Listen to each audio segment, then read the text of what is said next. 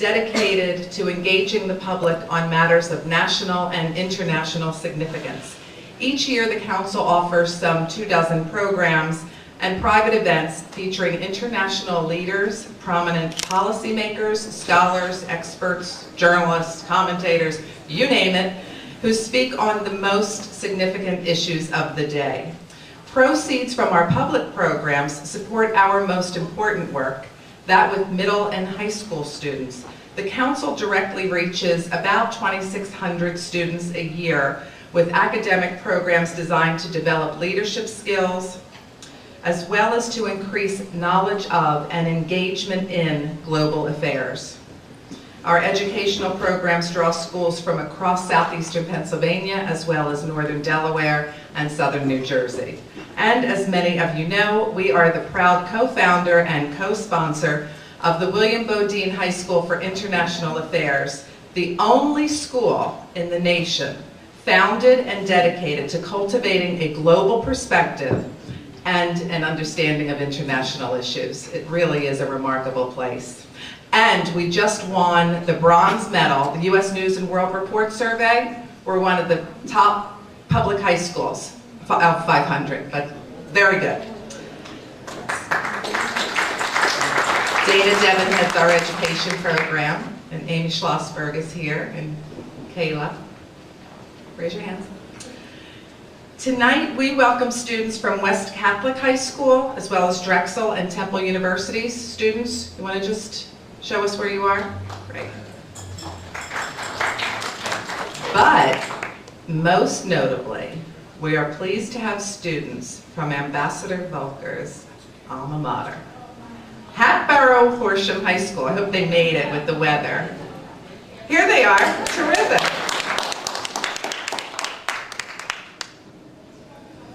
Now I'd like to draw everyone's attention to the Council's upcoming events, just very briefly. On December 16th, renowned financial expert Jeremy Siegel will address the long-term prospects for U.S. and world markets, and of course the top economic challenges facing the incoming administration. And coming in February, Ronald Newman, the former ambassador to Afghanistan, will join us to discuss the expansion of diplomatic strategies in the Pakistan-Afghanistan challenge. And for the spring of '09, quite a few events, including a series on the future of the Middle East, and we invite you to join us for all of our '09 programs. Details on all of these are being confirmed. Some are confirmed already, but you'll be hearing from us about the whole spring lineup within the next month or so. So please stay tuned for that. And I would like to express a special note of appreciation to the Council's most supportive corporate members, Progressive Business Publications, Pepper Hamilton, Aramark, and Amatec, and the Philadelphia Inquirer, as well as this evening's sponsor, KPMG. KPMG has been a presence in Center City since 1906. Today, 60 partners and 600 professionals serve in a wide variety of publicly and privately owned businesses. In addition to delivering assurance and tax strategies designed to meet clients' needs, KPMG provides a broad spectrum of assistance in specialized areas.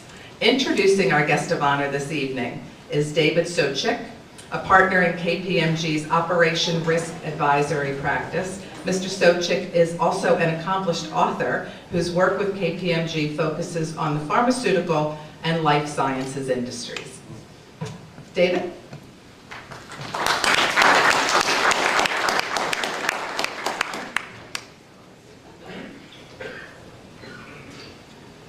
Thank you, Claudia. It's a pleasure to be here this evening and a privilege to introduce our esteemed guest of honor, Ambassador Kurt Volker. Is this a little bit better? A little taller. Okay, how's that? Can everybody hear me? That's great. Born and raised in Montgomery County, Pennsylvania. Actually, that's the county that I live in today, so I understand your background in that space there. Ambassador Volker was introduced to international affairs through an exchange program in high school. Many of the high school students here, I think, can appreciate that. In lieu of spending his senior year at Hatboro Horsham Senior High School, he lived and studied in Sweden as part of a Rotary Youth Exchange program. Upon his return, the ambassador attended Temple University, where he pursued his professors to create a major in international affairs by combining courses in political science, economics, history, and language. Additionally, Ambassador Volker holds a master's degree in international relations from George Washington University, has studied in Sweden and France, and speaks Hungarian, Swedish, and French. That's pretty impressive. I can barely speak English. As a career diplomat, Ambassador Volker has accumulated over 20 years of experience in the U.S. Foreign Service, having served in 4 presidential administrations. In July of this year, Kurt Volker was sworn in as the United States Permanent Representative on the Council of the North Atlantic Treaty Organization, or NATO. Ambassador Volker comes to this position with great understanding and knowledge of NATO. Has his rich and varied career in foreign affairs include a 4-year tenure at the National Security Council, where he served as Director for NATO in West Europe. Ambassador Volker has served as Principal Deputy Assistant Secretary for European and Eurasian Affairs. As second in command of the Bureau of European and Eurasian Affairs, he was responsible for U.S. policy towards NATO, U.S.-European Union relations, working with Europe on global challenges such as climate change, as well as overseeing our numerous bilateral relationships. Please join me in welcoming Ambassador Kurt Volker.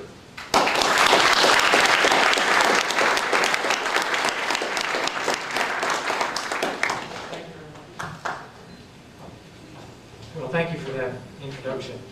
I've had the chance to speak at a lot of different places. I think this is the most elegant place I've ever been invited to speak, so thank you very much.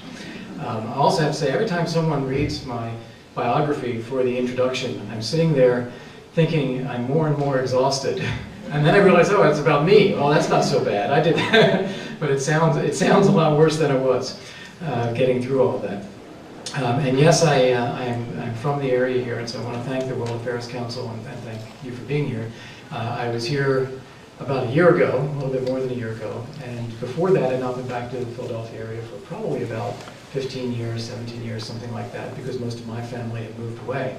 But I did come back up here, and I brought my kids up here to see the school where I went to school, and to see the town that I grew up in, the house that I grew up in, things like that. And I actually went back to Hatboro, where I grew up today, and we had a very special ceremony there today. So I will tell a lot about NATO, but before I do, I just want to tell this other story first, which is that one of the tremendous programs that they have in the State Department is the Art in Embassies program.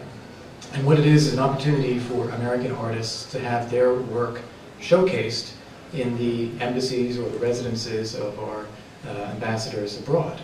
And so, as an ambassador now to NATO, I had the opportunity to bring some art to my residence in Brussels, called Truman Hall, after Harry Truman, who was president when we founded NATO, and put things on display there that all the visitors to my residence will see. And this is diplomats, generals, press people, people who are working in think tanks and NGOs in Brussels, anyone who happens to be coming to a diplomatic event or reception that I would give.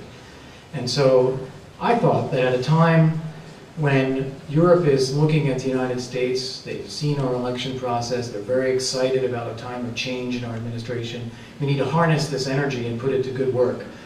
I would like to do something to remind people about what the United States really is as a country. So much of the image of the United States is attached to the problems that we are dealing with in the world, where we have a lot of differences with people too. So whether it's Iraq or Afghanistan or the Middle East or Guantanamo or climate change, we have a lot of differences over these issues. And if they attach to the United States and affect people's perceptions of what we are as a country, that's difficult. And what we need to do is remind people at root what we are as a country first, and then talk together based on some shared values about how we handle these challenges.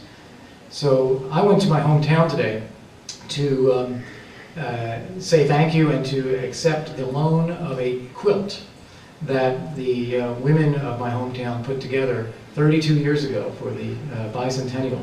The Crooked Billet Women's Club assigned each of 42 different women a square in order to depict one of the historic buildings in Hatboro, and it's one of the older towns around. It was founded in 1706. It has a Union Library, it has the Lawler Academy, and lots of other historic sites. So there's a quilt that's about 8 feet by 10 feet that has all of these different sites depicted on it, including a map of the town.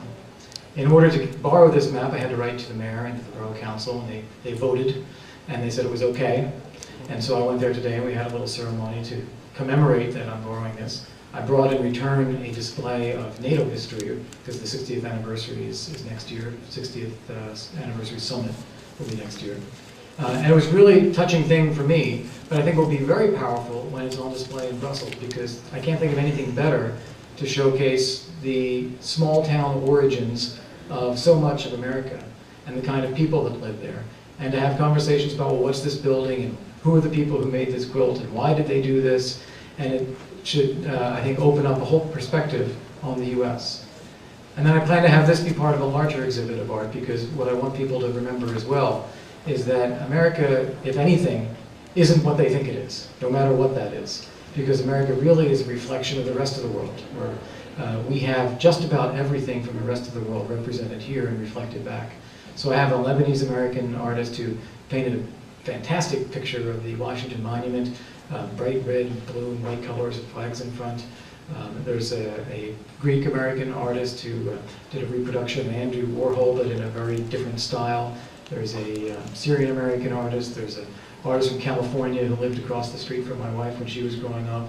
Tomorrow I'm going out to Chester County to meet with Carl Kerner, who studied with Andrew Wyeth and has things hanging in the Brandywine River Museum, and he's offered to loan a few things as well. So I'm really trying to demonstrate a wide cross-section of what America really is about, and I think this town quilt is really the centerpiece of that. So that was the event there, and I think when I come to my substantive points, it underscores my top priority. And my top priority is to rebuild a sense of community between the United States and Europe, because we are societies that really are founded on the same shared values: freedom, democracy, rule of law, human rights. We face the same challenges in the world, and we will only deal with these challenges effectively if we are working together trying to do so. And so that being my principal concern, the principal thing that I need to do as an ambassador at NATO, I thought this was a very helpful way to get that started. The other thing I did at Hapro today was visit my elementary school and met some of the kids that are still there at Pennypack Elementary School, and I just thought I would show you. One of them designed and gave me a t-shirt from Pennypack Elementary, which Anthony Kwiatkowski, and it is "Pennypack is going green." So good for Pennypack. Turning to the substantive issues there, I mentioned the importance of having a community that feels itself to be a community, and that we react to the challenges in the world that we face together. That's particularly important because I think we face some very, very serious challenges, and that is the phenomenon of violent extremism that is attacking societies, lashing out, whether that's in Mumbai a few weeks ago, or in Afghanistan, or in Iraq, or with Hezbollah in Lebanon, or in our own cities here in New York and Washington on 9/11. There's an underlying thread of violent extremism because people are not happy and they're lashing out. And we need to deal with this as a collection of civilizations, whether it's Muslim or Europe or America.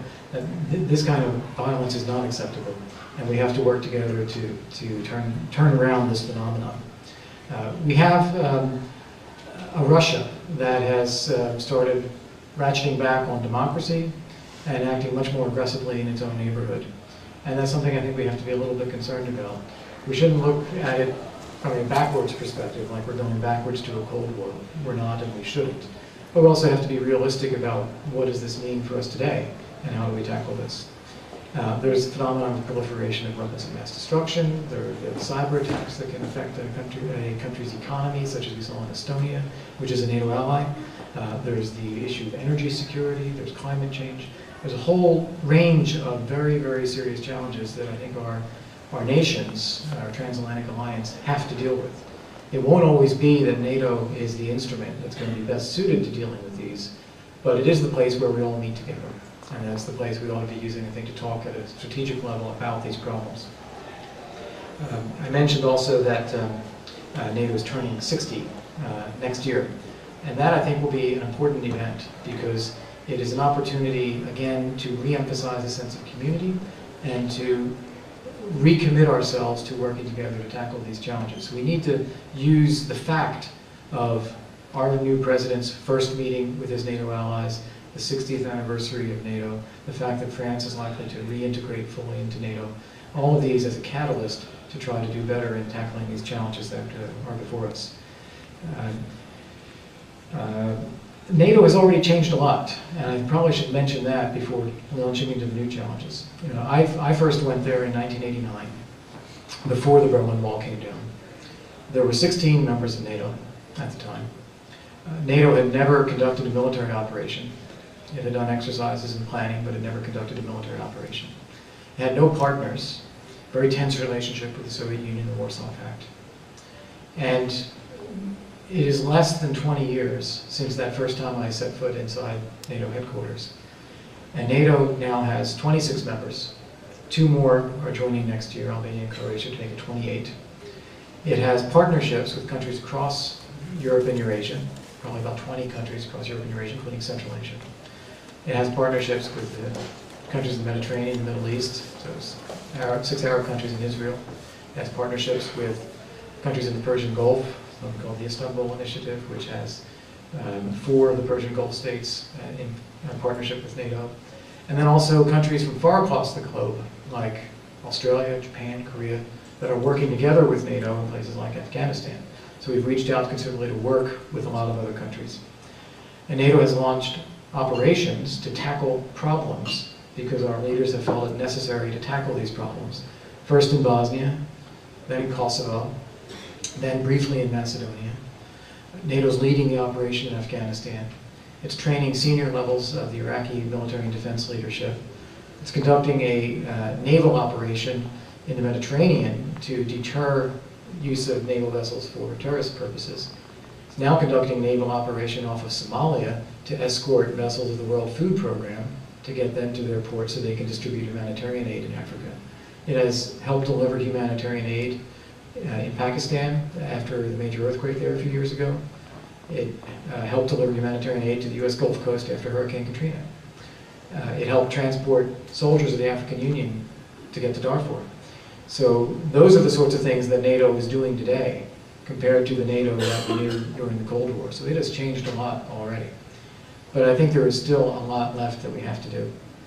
And I think when we go from the general level of saying we need to rebuild a sense of community to the more specific policy level, to do what? I think that there are 2 issues that are critical for NATO right now. They were important in the foreign ministers meeting that we had in Brussels last week when Secretary Rice came for her last meeting of NATO foreign ministers. And they will be important when President-elect, then President Obama, goes to his first NATO summit meeting in April 2009. I'll mention them quickly and then I'll come back to them. The 2 prominent issues, the most important ones, are Afghanistan and dealing with Russia and Europe's East. I think we have to rebuild a strong consensus in NATO about how we're handling these. The other 2 issues that I would mention we also have to do, but they maybe won't be as critical in the next 4 months. That is finishing the job in the Balkans. We started in the 90s, we stopped ethnic cleansing, we've helped countries stabilize themselves, but we didn't finish. And we have to finish that work. And to focus on the future kinds of threats, because as much as we'll talk about Russia or Afghanistan, there are a lot of other things out there that really will affect our security in the coming years. And I think NATO needs to focus on the future a lot more than it is today. But turning to Afghanistan and looking ahead to the summit meeting coming up, I'd say 2 things about it, one positive, one negative. On the positive side, to start with that, I think that publics, not only here, but also in Europe, understand why we're there. They know that what happens in Afghanistan affects us directly in our own societies, as a matter of security, as a matter of our well-being. We've seen the effects of Afghanistan becoming a failed state or being run in part by a terrorist organization. That we can't go back to that, and everyone knows that. The negative side is that no one here or in Europe can be happy with the way things are going right now, the way it looks. People perceive that this is a failing operation. I don't agree that it is, but people perceive that. They see the level of attacks by the Taliban. They see a weak government. They see Pakistan with tribal areas where the Taliban operate from that are very hard to get a handle on. They see problems with narcotics production.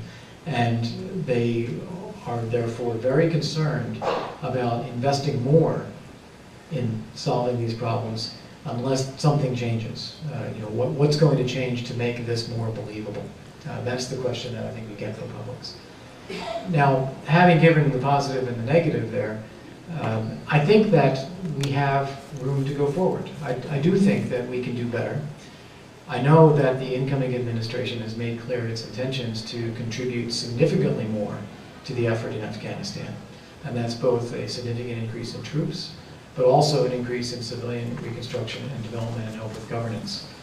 And I think that if we have an increased U.S. commitment combined with a smarter strategy that we can articulate and that others join us in, we can make a difference. And I think we can even have our European allies commit to doing more themselves if they see our commitment and a strategy that they have taken a part in shaping and that they then can commit to as well. It's not a given and it's not going to be easy, but I think there's opportunity in that. The second one is Russia and the East. And here I think we have lost some of the balance that we used to have on policy, and we need to recover a little bit. The way I would put it is that there are several things we need to do at the same time. We need to have a strong commitment among all of the NATO countries to our alliance, to working together as a community. So the foundations need to be strong. We need to be helping people in Europe, Ukrainians, Georgians, Moldovans, Belarusians, whomever, who want to build the same kind of democratic, more prosperous and safe and secure societies that we have and that others in Europe have built since 1989, Poles, Czechs, Hungarians, and so on. So those people deserve our support. And at the same time, we need to have a relationship with Russia that explains and recognizes and addresses the fact that this is not directed against them or is meant to threaten them in any way, listens to their concerns, explains our perspectives, but also doesn't give Russia a veto over the rights of other people or allow them to establish a new line drawn across Europe for a Russian sphere of influence, because that subjugates the people behind that line in ways that they don't want and they deserve our support. So it's doing all of these things at the same time is what's tricky. It's easy to go one way or the other. And I think we have divisions in NATO right along these lines right now. That there are some countries who put their relationship with Russia above everything else and say, well, who cares about the Georgians and the Ukrainians? This is more important. And we have perceptions that we and others are only concerned about helping Georgia, Ukraine, and not concerned about Russia. And I think we need to have a very thoroughgoing strategic discussion among the alliance about these very issues and come to a balance where we can see that we can do all of these at the same time and not allow others to impose false choices on us, that it's an either or, that we can do all of this. In the long run, of course, I would still be very optimistic about Russia. We are seeing a period of surging authoritarian control in the country, reversal of democratic processes, and control of the economy and the political system. But it's a wealthier country. It's a country that has had some more experience with quality of life, development in the country. And I think that there's a middle class in Russia that will not want to go backwards, but go forwards. And I think if we work with Russia over a period of time, there's still a lot of reason for optimism. And we shouldn't see ourselves as against Russia, but rather using our own policies to shape Russian choices so that we move in the right direction at the same time. In the Balkans, I just want to remind that we started 1995 when NATO launched its first military operation with war raging in the Balkans between Serbia and Croatia, in Bosnia, hundreds of thousands of displaced persons, thousands killed. And NATO intervened to help stop the war, put in a peacekeeping force. The Dayton Agreement created a framework for political solutions that then led to a more stable country. And then we had the war in Kosovo, where we did the same thing. We had to stop the ethnic cleansing, put in a peacekeeping force, lead to more stable institutions. We're at a point now where the Balkan region is fundamentally different, fundamentally more stable and forward-looking than it was a decade ago. We have several countries, Bulgaria, Romania, Croatia, Albania, already invited to join NATO. 2 of them have already joined, Romania and Bulgaria. Those have also joined the EU. Croatia is on the verge of joining the EU soon. We have an independent Montenegro now that is aiming its new country toward a very European future. We have Serbia that is beginning the process of looking beyond just the issues of the breakup of Yugoslavia and Kosovo, and looking also at its future with the European Union. We even had the Serbian defense minister at NATO a month ago meeting with us to talk about their interest in cooperating on defense issues. We have Macedonia that has done very well in building its societies. It's held back at the moment because of a lack of agreement over the formal name of the country with Greece, but once that is finally solved, things are in place for Macedonia as well. So we are poised on the edge of a time when we can really see these countries succeed and develop as part of the European mainstream. And my final point was talking about the threats of the future. I think that probably everything that I've talked about so far is probably 40% of what can affect us. And I think it's much more likely that we're going to see the increasing risk and diversity of terrorist attacks, problems associated with weapons of mass destruction and proliferation, cyber attacks that don't even need to be organized by a state. It's rather simple and cheap, and even organized crime or anyone for hire could wreak havoc in cyber networks, and most of our countries in NATO have not really developed protective systems against that very effectively, or figured out how to respond if it does happen. That's an area we need to develop.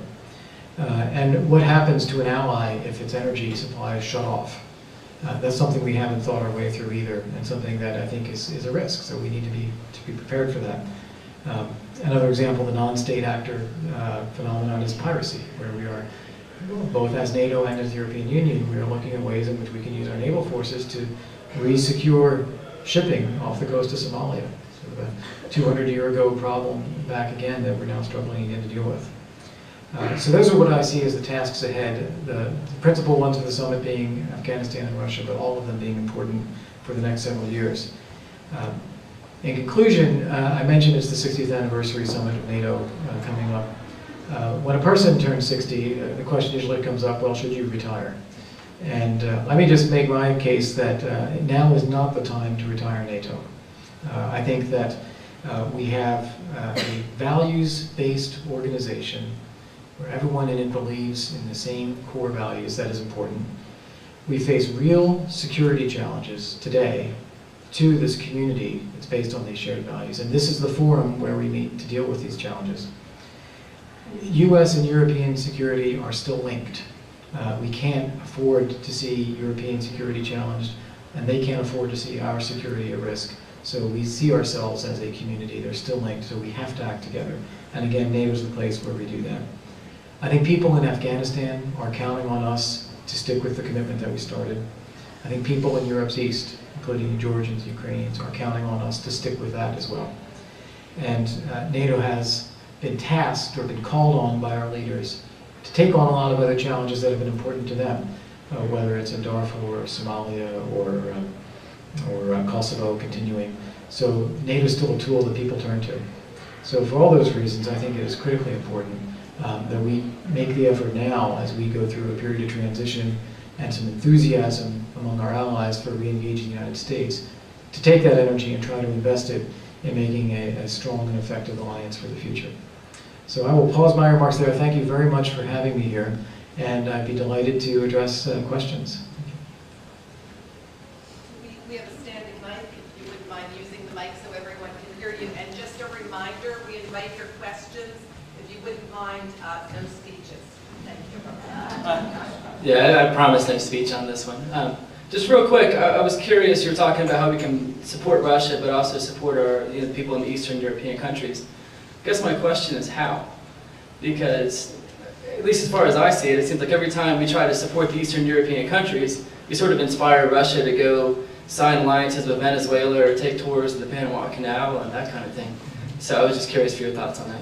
Well, I wouldn't get too mesmerized by Russia taking tours in the Caribbean.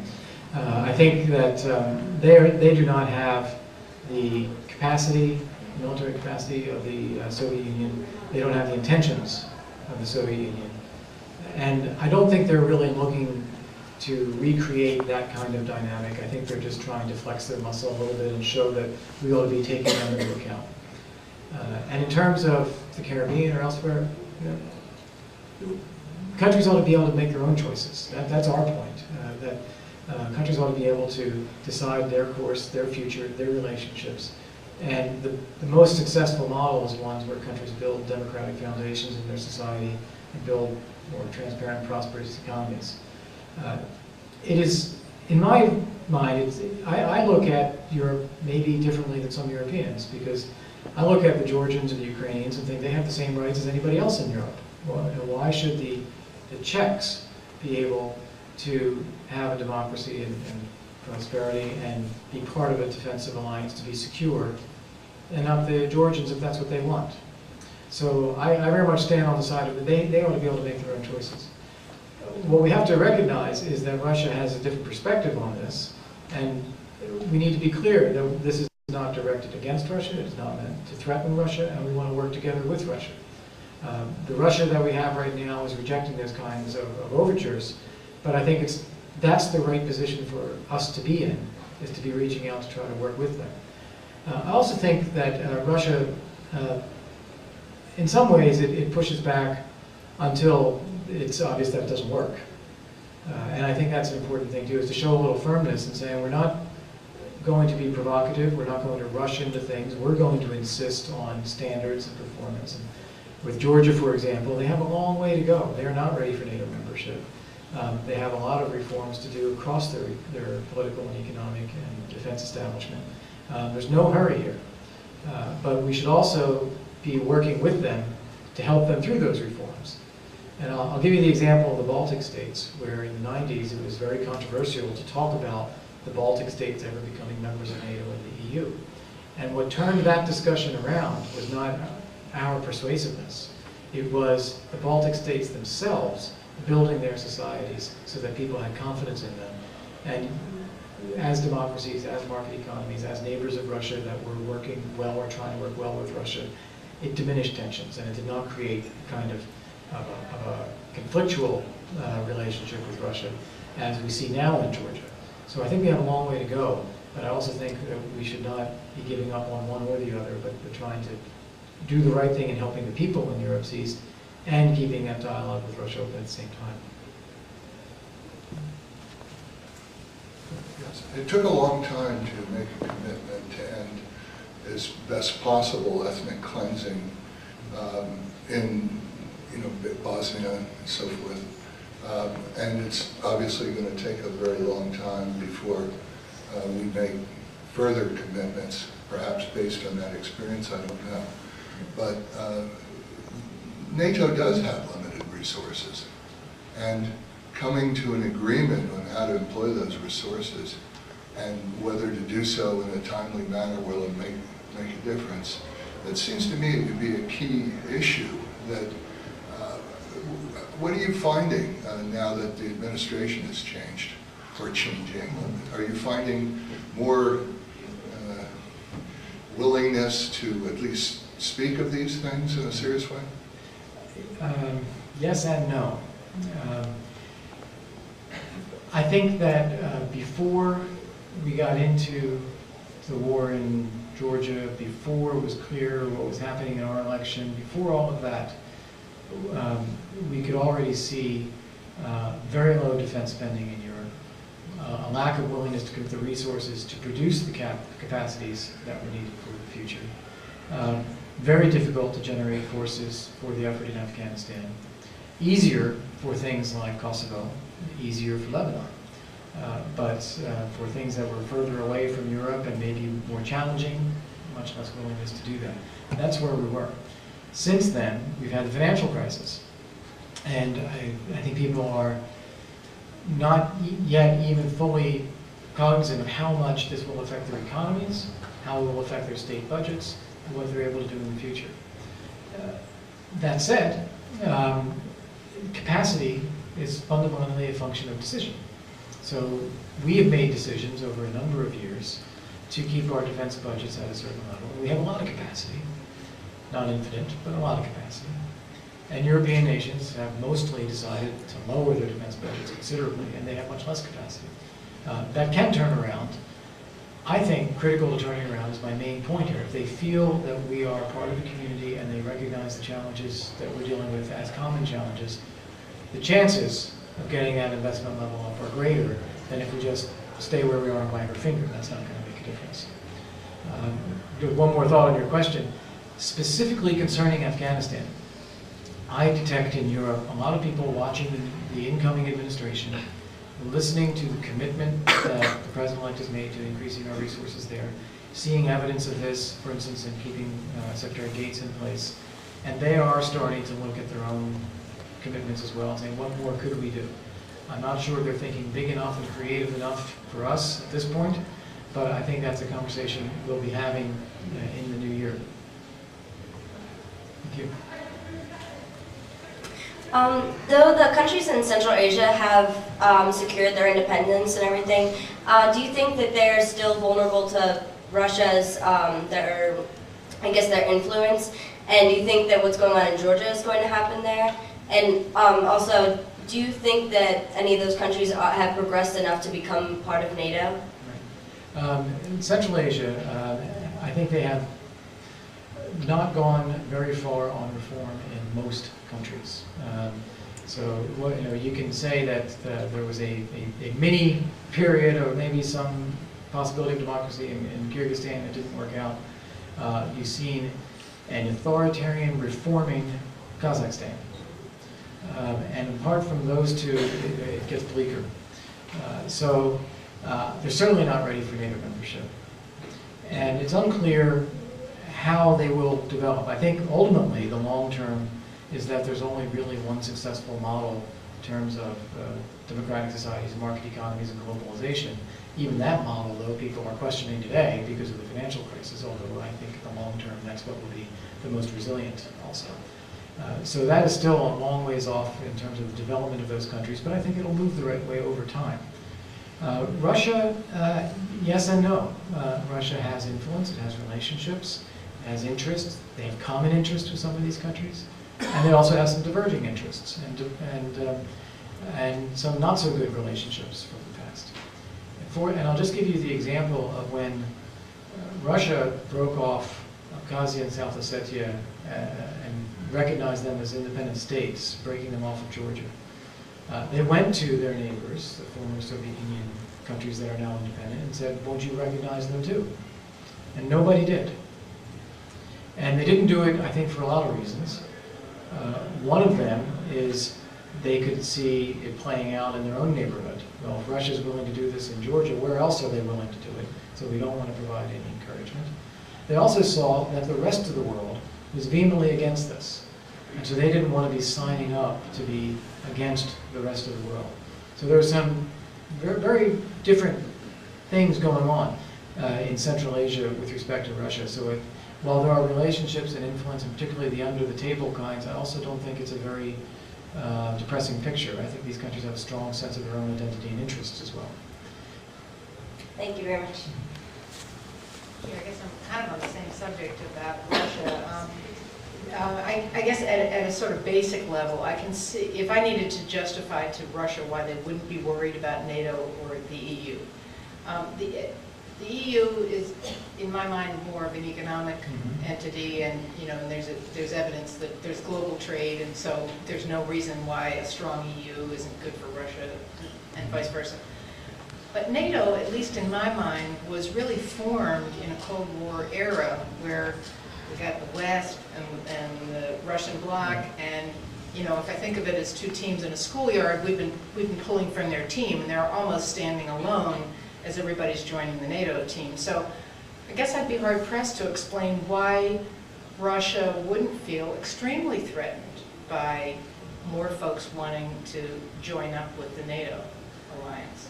Yeah, well, you're right, that's the difficulty, but it's important that we do it, because the fact is that NATO left the Cold War behind a long time ago, and Russia should have too. And what we have is a NATO that has focused increasingly, ever since the Berlin Wall came down and Soviet Union broke up, on other parts of the world. And maybe something I can do is just walk through the timeline, because as you look at what happened with NATO enlargement, and what happened with what NATO was doing at the time. And you see that NATO, while enlarging, was not focusing on Russia, but was focusing on other things. So the first decision for NATO to take on a military operation was 1995, when it went in Bosnia. 1997, NATO invited Poland, Czech Republic, and Hungary to join NATO. 1999, NATO took on its next military operation, which was in Kosovo, again the Balkans in the east. In 2001, NATO invoked the Article 5 Collective Defense Commitment for the first time. Never done this before. And it was in response to the September 11 attacks against the US, having nothing to do with Russia. In 2002, NATO enlarged again, inviting the Baltic states, Slovakia, Romania, Bulgaria, Slovenia, in to join NATO. In 2003, NATO took over the ISAF operation in Afghanistan, and has been working ever since 2003 to expand that operation over the territory of Afghanistan, and actually working with Russia on transits to get to Afghanistan. In 2004, NATO launched the Istanbul Cooperation Initiative, so where it already had partnerships in Eurasia, including Russia, and already had partnerships in the Mediterranean, we now open them up in the Persian Gulf. In 2006, we invited 2 more countries to join NATO, Croatia and Albania, and we created this concept of global partnerships because we found that we were working together with the Australians and the Koreans and the Japanese in Afghanistan, so we ought to have more of a framework for talking with them in general. So NATO's attention has been going this way to the real problems, even while it's enlarging. And I think that Russia, if it looks at this objectively, will see that the countries that have reformed, are democratic, stable, and in a defensive alliance have actually been good neighbors, and that Russia's own security interests are more affected by the same things that we're dealing with than by anything that NATO would be a threat about. Switching tracks a little bit, strictly from a security perspective, what can we expect from NATO to address the challenges of climate change? Ben. Yeah, I think that falls into the category of issues where NATO is not going to be the instrument to take decisions or take action for a global community. It is a place where I think, and take me for example as the US ambassador to NATO, if I show that our country is concerned about climate change, I'm able to talk about this with my colleagues, we can try to have some understanding of where we're all going in dealing with this issue. That helps because it helps bring our countries together around this, but it won't be in NATO where that is done. On that issue, it is critically important to Europeans generally, particularly public opinion, and including in their attitudes about the United States. So it's very important to me that our country is seen to be tackling this challenge as well. In fact, in my previous job in the State Department, it was one of the things that I particularly took on in the European Bureau as an issue that I had to learn more about and deal with because it was so important to our image in Europe. So I think that is something that I need to do with NATO. I also think that NATO is probably going to be well served by finding its own green policy. Every business these days has its green policy. How does it change its footprint? And I think NATO will need to be doing that too. Very hard when you're talking about military operations. Those are run by the nations, the national military forces. They are what they are. But from the NATO headquarters, and we're particularly building a new building and moving into it, I think that is something that NATO can do as a symbolic measure. But it's really the bringing a community together part that I think is critical. A couple of areas, you covered a lot of areas, but what's the sense with NATO and your sense with Turkey and the whole Kurd issue? Both are allied with the United States right now, as well as the whole, you mentioned Mumbai, but the whole Pakistan-India relation issue long term. Yeah. Concerns that way. Well, there's always a lot to cover here. With Turkey, we had a very bad time in our relationship with Turkey a few years ago for a number of years. This had to do with the decision to go to war in Iraq without Turkey's agreement. Their parliament had voted against it, and we went ahead anyway. That was a shock to the system for them. The perception that we were not doing enough to deal with the Kurds, which is their principal security challenge. So we were in Iraq and not fixing the PKK problem. And then we had a particularly bad incident where some Turkish special forces came into contact with U.S. forces in Iraq, and We captured them, and they found that to be insulting. It was understandable in the circumstances. Nobody knew what was happening, but it's a fact, and it had an impact. We worked very hard to repair some of these. In fact, we worked much more closely with Turkey to deal with the issue of the PKK, to try to bring the Turks together with the Iraqi government. So meeting trilaterally, and now they've picked up bilateral meetings much more. Also with the Kurdish regional government, because there's a distinction between the Kurdish regional government and the PKK terrorist organization. We wanted the Turks to begin working more with the Kurdish regional government because they also have a common problem.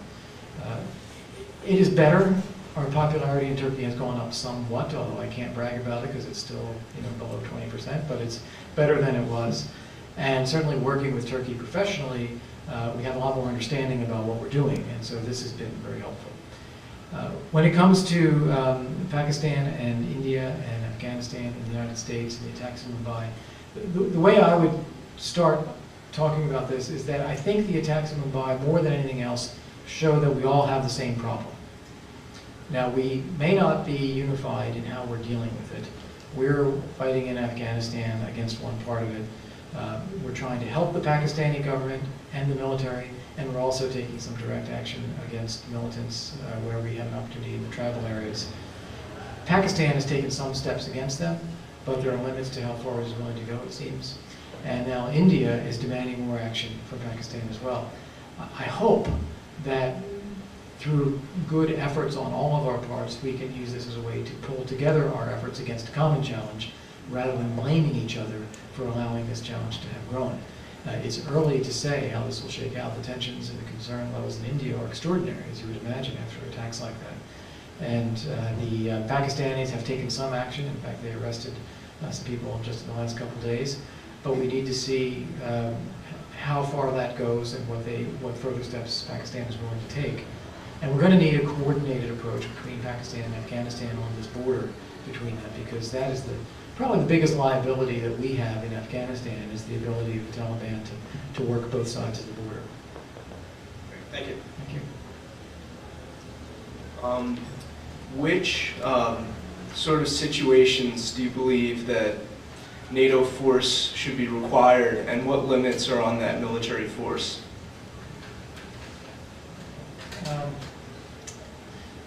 The key thing about NATO is that it can only act by consensus. It's a different kind of institution, because countries are members because we have complete confidence in each other. And therefore, we respect everyone's decision, and we try to work together to forge a common decision. The decision to use force is a very big decision. It doesn't happen very often. So that, I think, is both the biggest check on NATO, is when everybody agrees, then you can use it. Thanks. My question kind of touches up on what the gentleman over there was asking about Pakistani and Indian relations. Specifically, considering the escalating hostilities between the two countries, in the eventuality that there might be actual military conflict, how would we be able to reconcile our relations with both countries, considering that Pakistan is obviously key to our involvement in the Middle East, and India is also a major ally? Right. Well, I guess the fundamental point, if Pakistan and India were to go to war, we don't have a side in that. We have good relations with both of them. What we want is them to not focus on each other as the problem, but focus on their common problem, which is the terrorist organizations and the radical groups that act within Pakistani territory. So that we'd have to try to do everything we could to get it to stop, because we don't want to see the two of them fighting, and try to get them to focus on real challenges. And if there are ways in which diplomacy or other types of creative engagement can bring about any kind of cessation, that's what we would have to do. I don't want you to walk away thinking it's likely that this will happen. I think that it is probably more likely that they will keep the anger in check just that comes as a result of the attacks, and indeed find ways to tackle these groups. And I think the arrests that we've seen in Pakistan are an encouraging start. Thank you. We're going to try to get the last two questions in quickly. Harking back to Russia for a minute, and two very specific questions, which seem to be yes or no responses. The missile shield, ballistic missile shield, I got it. in Poland, for example, seems to me to be a yes-no decision. And longer term, how you look at the southern pipeline route for oil because of the enormous stranglehold that Russia can have. Could you talk to those 2 points? Be happy to. Missile defense. One thing I think is important to say about missile defense is that Russia has itself made clear that it doesn't view missile defense as a threat. And their generals and their leaders have said, well, we've got thousands of missiles and we can target against this, and this doesn't threaten us. That's an important observation, though, because that means that all the noise and all the actions that Russia takes in relation to this don't really have much to do with missile defense. In fact, at the G8 summit in Germany in 2000 and had to be, I'm getting my years confused now, it had to be 2007. President Putin said, why don't we work together on missile defense? We have a radar that we use in Azerbaijan. Why don't you come look at that? And so we did, and we said, this is a good radar. This is better than we thought it was. It is too close to Iran to be useful by itself for what we need. We need to be able to have a radar further back with an interceptor system so that it can collide with missiles that might come from Iran. But it would be a useful addition. We'd like to work together on it. We can share all the data from our linked up radars. You can have liaison officers where we have our facilities. We can do technological development together. Why not? And then the Russians said, no, we won't cooperate on this radar unless you stop what you're doing in Poland and the Czech Republic. And so then it was very clear that it's really not about missile defense. It's about Poland and the Czech Republic and Russia's sense that it wants to have a say-so over their decisions that they make about their security. And that's where we fundamentally disagree, that we do not see that kind of right for Russia. So what do we do about missile defense? First off, the incoming administration is going to have to make its own decision about where it wants to go. What the campaign said, and this, we have to see what an administration says when they take office, but what the campaign said was that Senator Obama supported missile defense commensurate with the development of the technology and affordability. I imagine that they will want to see the numbers. I don't want to come in and say, okay, so how do we answer these questions? And in a time of financial crisis, they're going to have some hard choices to make. But you also get from that statement from the campaign, there's not a political opposition or a sense that missile defense is the wrong direction or the wrong thing to do. It's more a pragmatic question. How far, when, in order to be able to deal with the emerging Iranian threat, which we know is coming because they keep testing missiles, but is not quite there yet. So I think that's the thing that they're going to have to weigh. We need to keep reaching out to Russia and saying, we're going to proceed on this. It's important for our security. I think it's important for Europe. But this is not, again, directed against you. And anytime you want to join in, you're welcome. And I think that that's the posture that we will take. And I would not be surprised that if it's clear that we are moving ahead and it's clear that NATO's policy is moving and that the agreements with Czech Republic and Poland are done, and Russia eventually will want to work together. But so far, it's still useful for them to try to drive this as a wedge issue instead. Your second question was the southern oil corridor, right? That's an interesting question too. We all have a concern of dependency on a limited number of sources to get the oil and gas we use for our economies. Europe as a whole is reasonably dependent on Russia, but it varies country to country. And the French, for example, have 80% of their electricity generated by nuclear power, so they don't feel very dependent. The Germans have huge reserves and a lot of cash, and they think they have a good relationship with Russia, so they're not worried about it. Countries further to the east are upwards to 100% dependent on Russia. They're very worried about this because they've seen Russia turn off the gas and oil in Ukraine or in Georgia, or threaten to do so in Latvia, or tone it down just a little bit when they didn't like something that was happening in the Czech Republic. So they're worried about that. The solution to this has got to be many-layered. In the short term, I think we in Europe need to work toward competitive, market-based, diversified energy sources in a global market. There's a lot of pieces to it. You've got to think globally. Russia will always be a contributor, but it can't be the only one, or a provider, but not the only one. You've got to have competitive markets for that reason, so that you're dealing with real supply and demand costs rather than a dependency linked to any one country. But in the longer term, we've got to invest in alternatives. And I would say that this is both fossil fuel alternatives, because our economies are geared towards fossil fuels for the near and medium term, but also to be investing in non-fossil fuel alternatives that can also increase the diversification of where dependencies lie. It's going to be a long-term process, 50 years or more. But it's something that, was the joke, is that, so how long is this going to take? 50 years? Well, then we better start tomorrow, because if it's going to take that long, we've got to get going. And I think all of that's true. It would help a lot if the EU were to be able to develop a European energy strategy. And right now that's very difficult because it's still very nationalized with national energy industries. But if they were able to act more as an entity, they'd be able to cross-flow energy across the EU so that if it's shut off one place, it can reflow the other direction. They would have more access to global markets because there are different countries that have different kinds of access. And it would give them a little bit more leverage in pooling resources to develop alternatives. I hope they're able to do that. I know the institutions in Brussels want to do that, but the nations have been reluctant to make the big bite like that. Try to make this quick.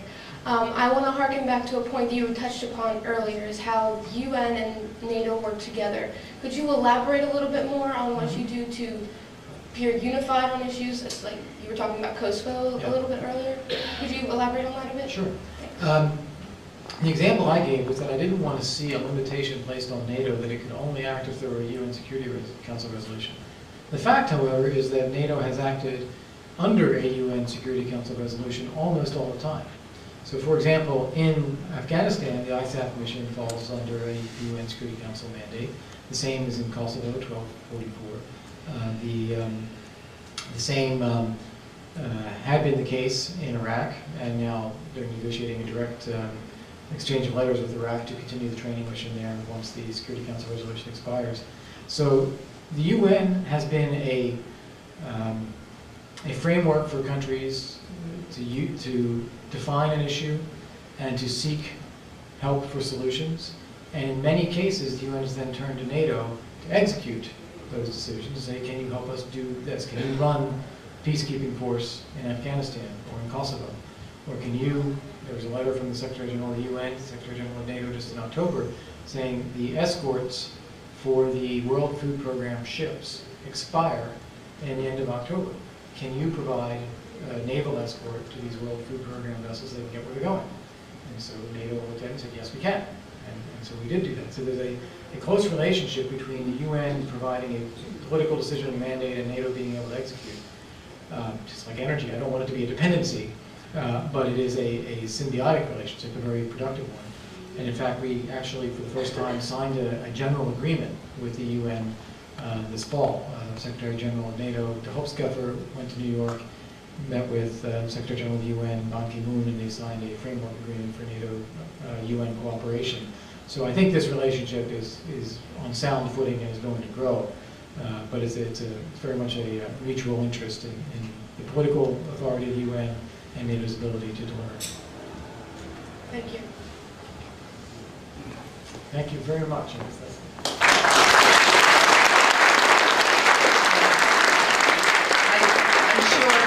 sure I speak for everyone when I say that your intelligence and your eloquence and your thoughtfulness and obviously your breadth of knowledge really does inspire confidence as to how this nation's represented in the world. So thank you very much. But I do have a little gift. You're going to feel like Santa Claus heading back with all this stuff.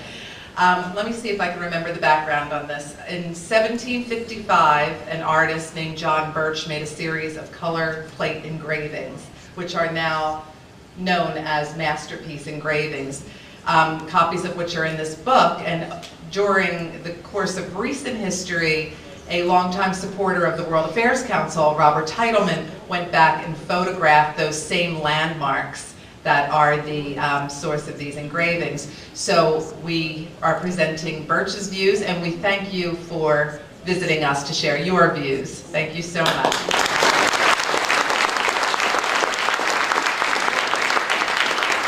Thank you all for joining us on this rainy evening. Thank you, KPMG, for being such a good community. What is it? An exemplary corporate citizen and partner to the World Affairs Council. I think we have a reception right in the back. For those next room over. We invite you to join us, those who have signed up. Thank you. Thank you.